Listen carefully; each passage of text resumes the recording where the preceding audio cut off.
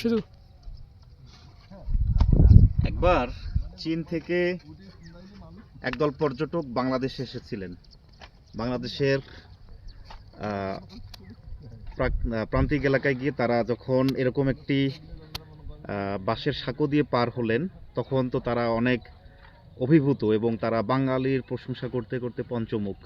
তাদের ভাষ্য ছিল, বাঙালির এত বুদ্ধি, একটা মাত্র বাঁশ দিয়ে একটা ব্রিজ বানানো যায়। তো তাদেরকে নতুন একটা চিন্তার খোরাক জাগিয়েছিল এরকম একটি বাঁশের সাঁকো। আসলে কি বাঙালি বুদ্ধিমান?